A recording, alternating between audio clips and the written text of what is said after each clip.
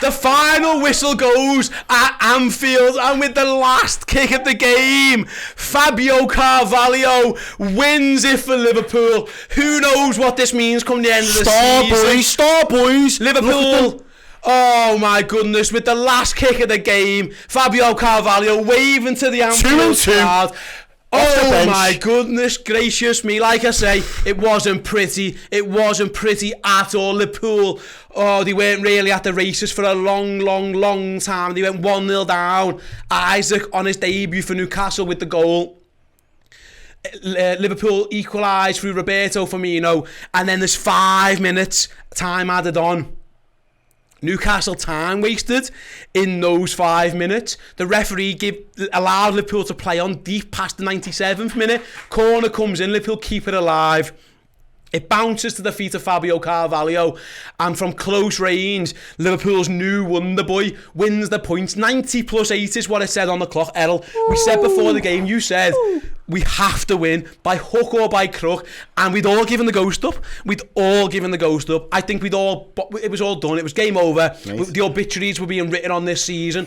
I don't know what's going to happen in this season, because if Liverpool play like that more often than not, forget about the title challenge. It's not going to happen. Yeah. But if Liverpool can somehow rescue something from this season, we might look back at the day where Fabio Carvalho scored deep into injury time against Newcastle United. Mad. That was a mad end to that game. But you know what? That's just dessert. That right there is street justice, because for the last 10 minutes, you can count the amount of times those Newcastle players fell on their arse and started to periodically waste time thinking it was going to benefit them, and ultimately it's come back to bite them in the arse. And I am absolutely made up that happens, because hopefully that's a lesson to all the other teams in the Prem, that just play the game as it stands. Play the game. They didn't need to do that. They were playing well. He was playing well. They had a control. He's giving it the bits. He's giving it the beans. So, right, let me talk about the actual game, right? So, let me get the concerns out the way with at the moment from my perspective, because I was saying it in commentary and then it kind of broke down a little bit. For me at the moment, I weren't asked how we won this game. We just needed to win. Yep. I'll say that first and foremost. The performances will start to come as we start to build momentum. Games like this will massively help us build momentum. But the thing for me at the moment is this habit of going 1-0 down and having to claw ourselves back in this early in the season is doing us no favours, because you can see on the players' faces how much effort and energy they have expelled into getting themselves back into the game and then eventually taking the lead. We cannot keep emptying the tank game in, game out this early in the season. Not at the front end. It's okay to do it at the back end of the season when it's just like, just keep pushing, one last push. But to begin with, you need to make your games as light work as possible to try and build you a little bit of momentum and get you ahead of steam. The fact of the matter is, right now, we have got no players that are willing to take the game by the... No senior players. It's the youngsters that are doing it, that are willing to take the game by the scruff of the neck. We are relying on youngsters that we're either deploying as starters or we're bringing in off the bench to be game changers, when in reality, Carvalho shouldn't be that guy for us right now. He should be someone that we're just looking to bed into this team. But because of injury restraints, we've got to bed him in as the net. We've got to bring him in as the firepower. And don't get me wrong, last 2 games he's done it and he's added goals to his game for us, which has been fantastic. But we cannot keep relying on these young lads to be the ones to step up. Other senior pros within this 11 now seriously need to elevate their games and their performances for Liverpool if we are going to... I don't care what us as fans have got as our objectives. Though that squad of players have got clear, distinct objectives for this season. If they want to achieve any of them, we need the seasoned pros to step their levels up as soon as fucking possible. Because honestly, right now, if it wasn't for those 2 wonder kids, we would be looking at our third draw of the season already, 5 games in. Yeah, you're right. Liverpool, we said before, let's go back to the beginning. We did not start well. No. 20 minutes passed, and I don't say Newcastle were the better team, but it was a very even game, and they were very much in the game. It wasn't a huge shock when they scored. It wasn't a great goal to concede. I don't think Liverpool will look at that particularly fondly. I don't think Fabinho or Henderson really covered themselves in glory, and it was Trent's sloppy pass that led to it. You are right in saying, like, up until really the Bobby goal, we didn't look like scoring, if that makes sense. I didn't feel that equaliser was coming, but I wasn't shocked when Newcastle scored. But we knew how we was going to score today. We could see it in the way that Newcastle set up. Through them, yeah. What frustrated me was actually, I know this might sound mad, how easy that first goal was. Because we saw it all game. I don't know. We watch on TV. Obviously, it's different. But like, you could see the line of 6 midfielders potentially across the line. Just play through. It's got to go. It's got to go through them. And it went goalie DM to 8 to winger striking, and we'd scored. It was like it was a very good goal, to be fair. But it was very, very simple. But it was something off the training ground. It was something that would have been drilled into them. And I can imagine it was something that Klopp would have said at half time, because they always look at where the space are. They've got those little iPads. They're always analysing different angles of the games. That when they're kind of looking at the subs bench, and his backroom staff would have said same thing we said, that past that 6 there's a whole 10 to 15 yards of space. If we can look to get in behind and we can turn them round, we can be dangerous, but we've got to utilise that space. If we don't utilise that space, we're going to make it hard for ourselves. And as you said, as soon as we got into that space a couple of times in that second half, boom, we're in. Took a couple passes at the top end of the pitch and we score. Bobby passes it into the goal, leaves the keeper absolutely no chance. And that was something we again, even after the first goal, it looked like we had upped the intensity a little bit in the tempo, but it wasn't something that we consistently pressed to do. And I don't know what it is with us at the moment. Maybe, as I say, we've been a little bit unlucky in the fact that we've not been able to assemble our 5 and 5th front line at all really this season. I know that he wanted to bed Nunes in a little bit slowly, so he didn't start the first game, and then he does start and then gets sent off. So that's kind of made us a little bit more disjointed than we'd probably like to be. But at the minute, that front line is hit or miss. Yep. You're either going to get you're either going to get 9 goals, or you're going to struggle to get 1, and that 1 is looking like it's going to be more likely to be an equaliser than it is to be the opening goal. Yeah, the whole team is struggling. I'm going to go to some of the super chats before we continue then. Shout out to Cyrus, Cyrus, is it? Says, with the $9.99 super chat, thanks very much. Says, love that we scored an extra time from their time wasting. Becky Hale, yes, talk about last minute. Thank God for that. I'm with you there, Becky, absolutely 100%. I think that's all of them that I've seen so far. Yeah, you're absolutely right. It is kind of poetic just then. We might as well get there, because we'll do loads more insight, by the way. So Errol will be live later on with the fan reaction show. So get your thoughts in comments in right now. There's a tweet out on the Redmen social page. I think I can even show you exactly what it looks like. So here you go. If producer Tom can bring that up for us now. There you go. It says full time, Liverpool 2, Newcastle 1. Thoughts. Reply to that. Errol will read out the best of those. Get my handle up there as well, Tom. Let people know where, because if you leave them in my handle as well, I'll try and read some out from my page. So there's the handles there on Twitter. Go follow. Go leave me a comment. Let me know what your thoughts were on this match as well, and I'll read out as many as I can in the next show. We'll get to those. I will be there then with the player ratings at the board, and then we'll have the instant match reaction over on Redmen Plus a little bit later on. If you want to come and sign up to Redmen Plus if you haven't already, because my goodness, it's a whole different conversation now. It was 97 minutes into that game. But I think we need to... do you know what? Based on what we said from the outset, it was about the result. Just win, baby. Just win. The conversation is about the fact that we won. Yeah. All the other shit can come in the final word, and those lads can dive in and pick apart the performance. Right now, fucking 10 o'clock on a Wednesday night, hump day, got my happy ending. Literally. Like that right now. I'd have to suck Errol off. That was where we were heading at one point, unfortunately. But the gods had it written in a different way, thankfully. Listen, mate, can I just, like... When we talk about we talk about Divock Origi against Everton, we talk about Alisson against Newcastle, Alisson West Brom, Origi against Wolves. You never really ever talk about the 90 odd minutes before them games. Liverpool was shite in most of those games, but you talk about the winners, and I'm just hoping that again it's big a goal is that? Yeah, I'm hoping more. It's more out big up Carvalho. Yeah, it's more out of hope than expectation, because if Liverpool need to improve. Because they do, but seasons can be made on things like that. You know what I mean? Like I say, you go back to those moments in those games. Hopefully, Fabio Carvalho's got another like the latest of late winners. I'd love to know. Like, that's one of the latest we've scored. It must be one of the latest we've ever scored in a Premier League game. 90+8. Do you know what? Sadio Mane, Goodison. There's loads of these. There's loads of them, and I just hope again, sort the shit out. Go and sign a fucking midfielder and make this mean something. Make this mean. You know what?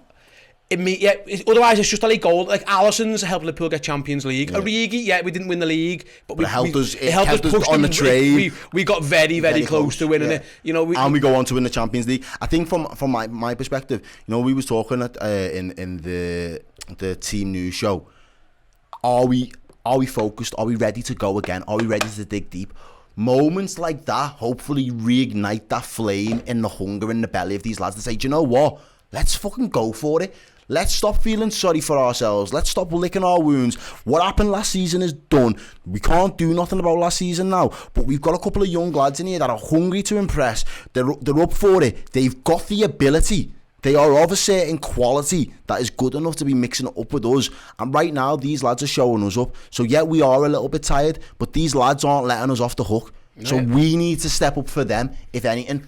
Step up for the fans, step up for the coaching staff, step up for the fact that Klopp signed his future to this club, Salah signed his future to this club. These players now should hopefully have got that hunger reigniting their belly for them to feel like, do you know what? It's going to be a long season. But if I had to be going to war with any lads, it's these in this dressing room right here. I hope so. These are my ride or Let's dies. hope it just galvanises them. It can do it because they'll look at the performance and like what. I always feel, I say this a lot, but it's easier to be critical when you've won as a manager because basically what you can do, you can fucking bollock them because deep down inside they know they've won. If they draw that game or they lose it, you can lose it. You've got to build them up. You work exactly. The Yeah, you can't hammer them because you can't kill them. Now you can go, lads, we were fucking crap there for a bit, but my God, we got away with it. And let's talk about the winner then. Fair play to Andre Marinette. Big up the ref, you know. I said he wasn't the worst in the league. Big yourself up, referee. I make you right because they did. It was 5 minutes added on, which was the right call. In the minute, 3 of them go down. Nick Pope has this miraculous shoulder injury that he's fine for. Like the ref basically he added on a couple of minutes. He let Liverpool take the corner because, like I say, they wasted a lot of time in that injury time. So I'm glad he did. But he was savvy. He didn't buy into the drama of it all. He just sat back. He just watched. Yeah. He counted how many men were sitting down and thinking, okay, is that how you're going to play it? All right, well, we'll see in it. And it worked. It worked against them, and I'm glad. So hopefully other teams see that as the blueprint not to do. If you're going to do anything, just play your game. If you feel like you're in control of a game or going, there was nothing wrong in it back in the day where people used to just kick it into the corner flag. What happened to kicking it into the corner flag tactics? Like, they're shithouse tactics that I can fuck well, illegal tactics. Yeah, I'm glad that the ref did it. Liam Bento with the super chat there says Carvalho doing a Collymore against Newcastle. Yeah, can we call him Carvalho anymore? Well, with that finish. Yeah, with that. Well, we've seen Liverpool have had late winners against Newcastle before. Of course, I'm watching the replay of the corner now. So it's an outswinger. Joe Gomez wins the header. Mo Salah battles at the back post. It ricochets around. It's such a good finish by Fabio Carvalho. Take a bow, son. Fucking hell.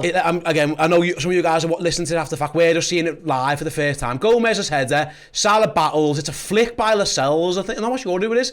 And it just falls. Let's describe the finish. It's a volley under the crossbar over his head. Spinning. Nick Pope can't even move. It's a great goal, and Jürgen just giving it the what. So because it was a feisty game on the touchline, but Newcastle Twitter is so funny right now, says Ian Lock with the stupid chat. You could say, yeah. I'm glad. Listen, I think credit to Newcastle, they give us a really good game, but ultimately, a game is 90 minutes of footy, and if you try and waste time and the ref adds it on and you concede, it's kind of your fault. Like no Eddie Howe should be fuming with his lads there, do you know what I mean? Because Jolinton done it a couple of times, and Lascelles had done it a couple of times, and then obviously Nick Pope does it at the end, and it's. I was almost hoping for, you know, when it is a Pickford and he kept going down and then Alisson does it towards the end of in the derby. I was kind of hoping for one of those moments where we secured it in the 85th and then we get the ball in front of Alisson and Alisson just reads the situation the same way the fans have probably been reading it for most of the game. But it is, Eddie Howe's probably fuming with some of his lads because they gave it their all. They gave us a really good game, but it was their shithousery, and I'd almost say probably a little bit of lack of professionalism. No, I get what. Listen, ultimately, mate, they are a kick of the ball away from it working for them. But it didn't. So yeah, we're going to start wrapping things up there. But I think the final word, mate, has to go to Fabio Carvalho. He's been one of our better players this season off the bench. He's impacted. I thought he was good when he came on against United. Thought he was really good at Bournemouth, albeit in a different. You know, that game was won, and he gets his first goal on this one. We fair play to Jürgen. he takes his full-backs off, he gets his captain off and gets these lads on, you know, and yeah, like Liverpool's 2 best players probably tonight, maybe in hindsight, looking back at it, might be the 2 youngsters. Big up Fabio Carvalho, because again, hopefully that's one of those moments. Like Divock Origi made a career out of these things, but Divock Origi won everything for Liverpool, won every single trophy you can get. Like I'm hoping Fabio, this could be the start of something beautiful, and you might come back, Errol, and say, remember, like no one will remember the Bournemouth goal, like the 8th goal of a 9-0, but you might remember the 98th minute goal. Hopefully he goes on to have such a wonderful career.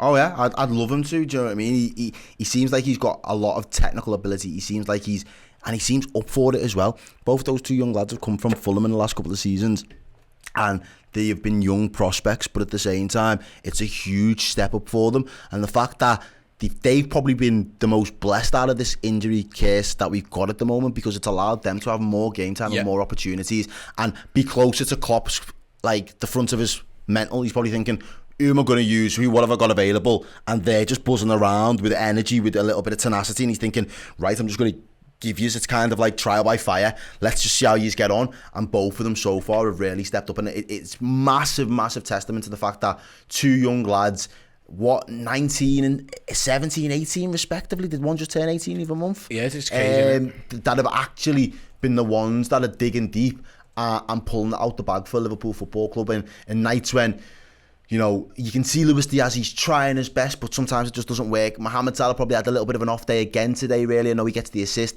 And Bobby, he's hit and miss. He's in and out of the game. According to Wiki, by the way, 19 and 20, apparently. 19 and 20, okay. Well, Fabio, it was his birthday yesterday, according to Wikipedia. Oh, yeah, no, it was. I actually seen him tweet that, to be fair. Oh, yeah, so happy birthday, yeah, Fabio. just turned... God, man. Just turned 20. Mad, what a week. What a week. Just, yeah, 2 goals Liverpool celebrated either side of your birthday. A couple of super chats then. Thanks so much for everyone who's got involved with the show before we wrap up. So first of all, right now, I am RTB, I think that is, says Gomez was so good. He got out of position a few times and one majorly loose touch, but he made up for it with stellar passing and aerial dominance. I thought Gomez was pretty good, to be honest, as well. Overall, I'm sure we'll chat more about him, more so on the final word show tomorrow with Paul and the gang.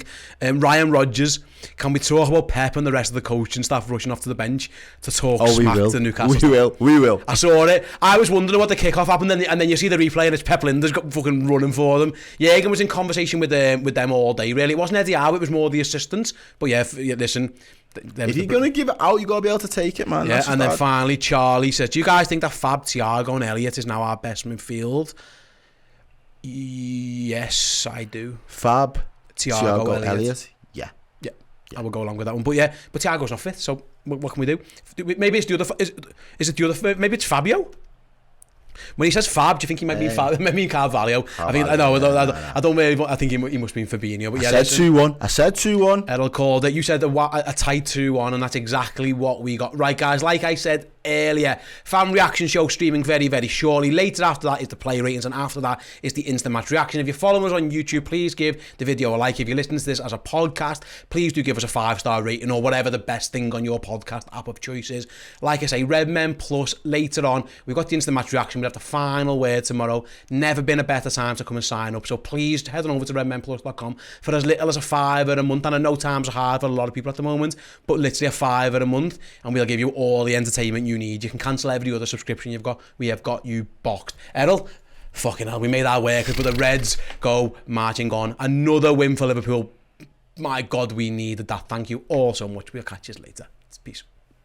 Thank you so much for joining us on this video. Do drop a like and share it on social media if you enjoyed. And if you want more from us, please do consider joining Redmen Plus, our Liverpool streaming service. Get access to documentaries about Liverpool legends, past and present, interviews with Liverpool legends, past and present, and more Redmen shows each and every week in video and in podcast. It's redmenplus.com.